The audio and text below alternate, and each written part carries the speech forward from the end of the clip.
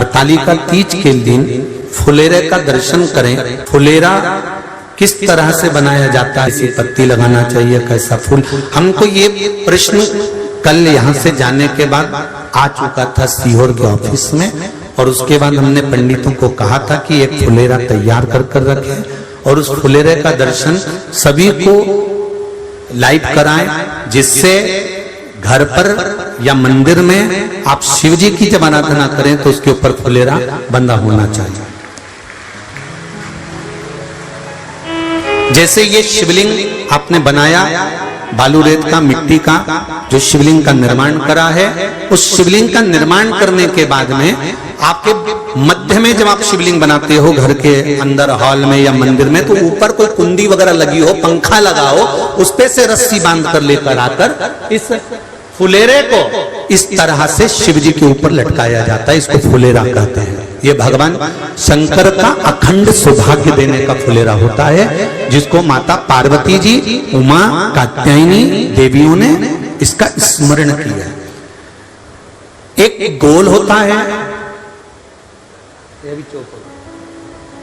गोल, चौकोर, तिरछा, जिस तरह से भी बनाना हो, पर शिव जी के ऊपर नीचे शंकर भगवान होते हैं। ये थोड़ा ऊंचा, जिससे पूजन भी आराम से हो जाए, इसको ऊंचाई की ओर लगाया जाता है, जिससे भगवान, जैसे अपन जलाधारी लगाते हैं, उसी तरह से इस फुलेरे को लगाया जाता है।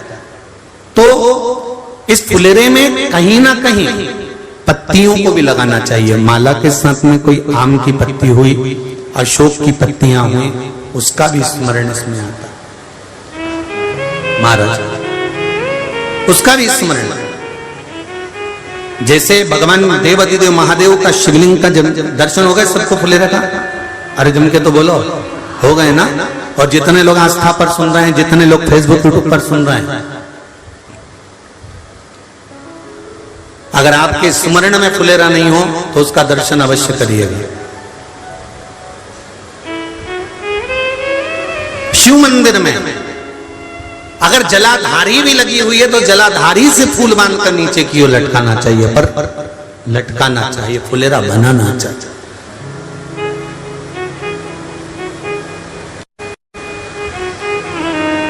सात फल हैं फुलेरा के। कितने फल हैं? 7। ध्यान दीजिएगा। पहला, फुलेरा जो नारी व्रत करती आती है और व्रत कर्म उसका चलता रहता है, उस व्रत कर्म के अंतर्गत मान लो किसी कारणवश बीमारी में, कोई गमी के अंतर, कोई सूतक सावड़ के अंतर्गत अगर नारी पूजन नहीं कर पाती है, पूजन नहीं कर पाई और उसने केवल फुलेरे का दर्शन ही कर लिया, अपने पलंग पर पड़ी पड़ी भी फुलेरे का दर्शन कर लिया है, तो नारी को हरतालिका तीज के व्रत का फल प्राप्त हो जाता है। 7 फल हैं भगवान शंकर के हरतालिका तीज के फुलेरे का। पहला फल व्रत का मूल। दूसरा, यदि कोई नारी आई और उसके संतान नहीं, 10 साल, 8 साल, 5 साल, 6 साल, 7 साल, 12 साल, 15 साल हो गए, उस फुलेरे का मात्र स्मरण कर कर एक पुष्प भी उसने अगर हल्दी कुंकू का लगाकर उस फुलेरे का टच कर कर भगवान शिव के पावन चरणों में रख दिया है और विनती कर कर गई है, तो अगला फुलेरा वो खुद बनवाती है, उसकी गोदी में संतान आ ही जाएगा। अगला फुलेरा वो खुद बनवाएगी, के जाएगी, जी अगली बार फुलेरा मेरी तरफ से बनवा देना, मंदिर में फुलेरा मेरी तरफ से लगवाना, अगली बार जब तुम पूजन करो तो फुलेरा मेरी तरफ से बनवाना। ये फुलेरे का महत्व। तीसरा, महाराज हम कोई दान, गौदान, हरतालिका तीज की किताब है आपके यहाँ, जो लोग पढ़ते होंगे हरतालिका तीज की किताब, उसमें लिखा है ब्राह्मण देव को ये दान देना है, ऐसा दान देना है। अब कोई गरीब है, कोई साधारण है, नहीं है किसी की कैपेसिटी, नहीं दे सकता, तो क्या होता है? तो कहा हम गौदान नहीं कर पाते, हम स्वर्ण दान नहीं कर पाते, हम वस्त्र दान नहीं कर पाते, हम मुद्रा दान नहीं कर पाते, हम अन्नदान नहीं कर पाते, हम ये सारे दान अगर नहीं भी कर पाते हैं तो शिव महापुराण की कथा कहती है तीसरा फल फुलेरे का है कि मात्र फुलेरे का दर्शन स्पर्श कर लेने से सारे दानों का पुण्य फल प्राप्त हो जाता है। यह तीसरा फल फुलेरे। अब हरतालिका तीज का फुलेरे का चौथा महत्व है महाराज। चतुर्थ महत्व हरतालिका तीज के फुलेरे का है जो कुंवारी कन्या हरतालिका व्रत करती है, पहली बार जो हरतालिका तीज का व्रत करती हैं या हरतालिका तीज का उद्यापन कर देती हैं या किसी कारणवश शरीर ऐसा नहीं रहा कि बिना पानी के नहीं रह सकती, तो 2 बूंद अगर उन्होंने पानी भी पी लिया है या कोई कारणवश एक कुछ गलती हो भी गई है तो मात्र फुलेरे का दर्शन कर लेने से वो गलती शंकर स्वीकार कर उसको क्षमा कर देते हैं। ये चतुर्थ भाव के अंतर्गत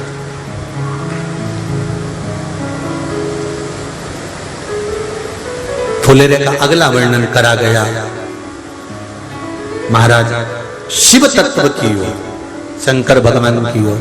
हम ना काशी जा सकते हैं, हम ना सोमनाथ जा सकते हैं, हम ना किसी स्थान पर जाकर एकांत में भगवान शंकर का स्मरण कर सकते हैं। मान लो हमें एकांत में बैठकर शिव की भक्ति करना है, किसी मंदिर में किसी देवालय में जाकर भक्ति करना है, तो फुलेरे का मात्र दर्शन करने से, पूजन स्मरण करने से उस भक्ति का फल भी हमारे खाते में आ जाता है। और फिर अगला आखिरी का जो वर्णन किया गया है वो कहा गया कि पार्वती मैया गुफा में जाकर भगवान का भजन करती थी, शिव का स्मरण करती थी और फिर अपनी सहेलियों के साथ बैठकर शंकर का स्मरण करा, जिसका फल पार्वती को मिला। तो कहा हम ना किसी गुफा में प्रवेश कर सकते हैं, ना हम किसी गुफा में या जंगल में जा सकते हैं। इस फुलेरे के नीचे शंकर भगवान की जब अर्चना करते हैं, आराधना करते हैं, हरतालिका तीज के दिन फुलेरे के नीचे हम भगवान शिव की पूजन करते हैं, तो हमारा वन में किया गया भजन का फल ही हमको प्राप्त हो जाता है। ऐसे फुलेरे का हरतालिका तीज का पूजन व्रत कुंवारी कन्या कर सकती है, शादी होने के बाद भी नारी कर सकती है। अंतिम अवस्था तक प्राण छूटे तब तक हरतालिका तीज का व्रत नहीं छोड़ना चाहिए। एक व्रत हमेशा याद रखो, एक एकादशी और एक हरतालिका। हाँ इतना जरूर है, ज्यादा शरीर बेकार हो गया, बुढ़ापा आ गया, शरीर नहीं साथ दे रहा, तो कुछ फल खा लो, कुछ चाय दूध जूस आप लेकर कर लो। इतना भी नहीं बने, शरीर बहुत ही बेकार हो गया, तो आप एक समय फल का फलहार धारण कर लो, ठीक है। पर हरतालिका व्रत करने वाली माताएं भले उद्यापन कर दे तो उस व्रत को थोड़ा हल्का कर लो। उद्यापन करा मतलब तुमने व्रत को हल्का कर लिया, थोड़ा हल्का कर सकते। हरतालिका तीज का जो व्रत का उद्यापन करते हैं उसमें 5 चीज रखते हैं ना, 5 कपड़े स्त्री के, 5 कपड़े पुरुष के, 5 तरह का अनाज, 5 तरह का फलहार, 5 तरह का फल। तो 5 तरह का जो फल रखाता है हरतालिका तीज के उद्यापन में, दुनिया के लोग उस 5 तरह के फल को केला गिन ले, पपीता गिन ले, मौसम्बी गिन ले और अनार गिन ले, संतरा गिन ले, सब कुछ गिन लेते हैं, पर उस 5 तरह के फल में धतूरे को नहीं गिनते। पर शिव कथा में वर्णन आता है, हरतालिका तीज के उद्यापन में लिखा हुआ है सबसे पहले 5 फल अगर गिनना है तो उसमें पहले धतूरे को गिनो, क्योंकि शंकर को वो प्रिय होता है, शंकर उसको स्वीकार कर लेता है। और धतूरा शंकर भगवान को क्यों चढ़ाया जाता है उसका प्रसंग आपको पहले भी कहा, आज फिर कहते हैं। धतूरा जब हम भगवान शंकर को समर्पित करते हैं तो हमारा कोई कार्य अटक रहा होता है, जिस कार्य को बार बार एग्जाम में बैठे हो, बार बार परेशान हो रहा है, बार बार इंटरव्यू देने जा रहे हो, नहीं हो रहा, एक बार धतूरे को हृदय से भगवान को प्रेम से, करुणा सागर मेरे शंकर को दिल से एक बार वो धतूरा भगवान से विनती कर उसको चढ़ाओ तो सही, भगवान तुम्हारा कार्य सफल कर देगा। पर दिल से चढ़ाना, हृदय। हरतालिका तीज की पूजन करने वाले को चाहिए कि बालू का, मिट्टी का शिवलिंग बनाना चाहिए। फुलेरा जो बनाया गया है ऊपर शंकर जी के ऊपर लटकाने के लिए, टांगने के लिए उसके नीचे शिव, पार्वती, गणेश जी की सुंदर बालू की मूर्ति बना लेना चाहिए, पार्थिव लिंग का निर्माण कर लेना चाहिए, शिव की आराधना करना चाहिए, जो फल आपके पास में हो शंकर को समर्पित करना चाहिए, पूजन करना चाहिए, आराधना करो।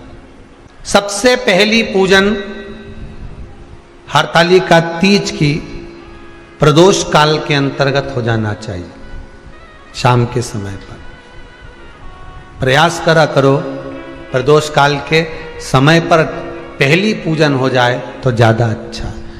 पर लोगों की आदत रहती है कि 8 बजे तक, 8:30 बजे तक, 9 बजे तक पहली पूजन करें, फिर दूसरी आराम से, फिर तीसरी, फिर आराम से, फिर चौथी। तो ऐसा सब अपने अपने हिसाब से। पर शास्त्र रीति कहती है कि प्रदोष का जो समय होता है, प्रदोष काल जो होता है, शाम का जो समय होता है, उस समय पर हरतालिका तीज की पहली पूजन हो, जिससे आपका स्मरण चित्त शंकर भगवान में उस घड़ी, उस पल, उस क्षण में आप शिव के हो जाएं और शंकर आपका हो जाए। हाँ, अगर किसी के आने में देरी हो,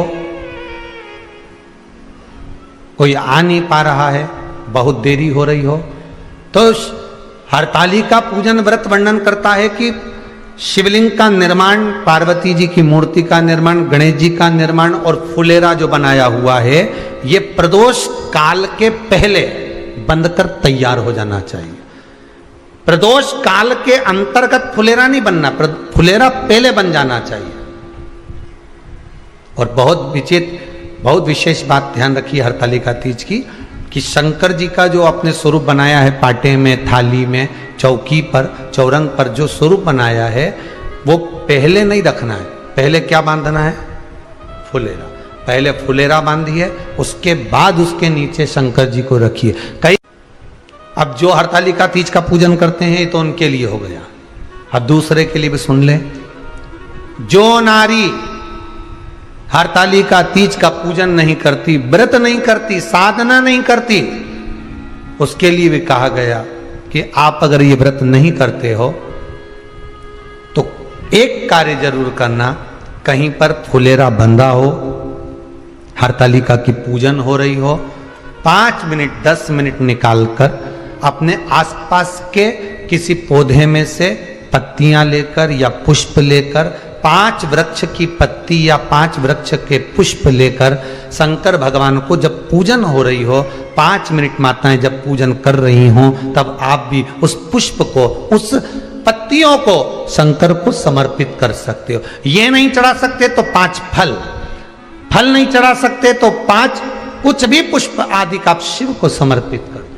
पर क्यों चढ़ाया जाता है, किस लिए चढ़ाना चाहिए? तो कहा कन्या स्त्री अगर मान लो हरतालिका का व्रत नहीं करती, पूजन नहीं करती, आराधना नहीं करती, तो वो कन्या, वो नारी, वो स्त्री, वो पुरुष कार्य तो बहुत करेगा, दुकान भी 4 चलाएगा, व्यापार भी बढ़ाएगा, पर संपदा को जोड़ नहीं पाएगा। 1 रुपए कमाएगा, 1.25 रुपए खर्च वाला काम चलेगा। हस्त नक्षत्र में जो तृतीया पड़ती है, हस्त नक्षत्र के अंतर्गत जो तृतीया का महत्व कहा गया है, वो संपदा को बढ़ाती है, मनोकामना को पूर्ण करती है। इस नक्षत्र के अंतर्गत जो तृतीया आती है, वो मनोकामना को पूर्ण कर कर चली जाती है। इसलिए शिव की आराधना के लिए प्रथम माने। हस्त नक्षत्र में किया गया दान, हस्त नक्षत्र के अंतर्गत तृतीया के दिन किया गया पुण्य, हस्त नक्षत्र में तृतीया के दिन किया गया श्रृंगार, हस्त नक्षत्र में तृतीया के दिन करा गया अपना सुंदर सिंदूरा, भगवान का आनंद, 5 तरह के वस्त्र, 5 तरह के स्त्री के वस्त्र, पुरुष के वस्त्र, 5 तरह का फल, 5 तरह का अनाज, ब्राह्मण को बुलाकर ब्राह्मणी के साथ आप या तो ब्राह्मण से उद्यापन करवाएं या फिर आप स्वयं भी करते हैं तो शिव को समर्पित करके ब्राह्मण और ब्राह्मणी को भोजन कराकर वो भाग प्रदान करें। यही हरतालिका तीज के उद्यापन का वर्णन आता है। सुंदर भाव से हरतालिका माता आप सभी की मनोकामना पूर्ण करे। हर हर महादेव।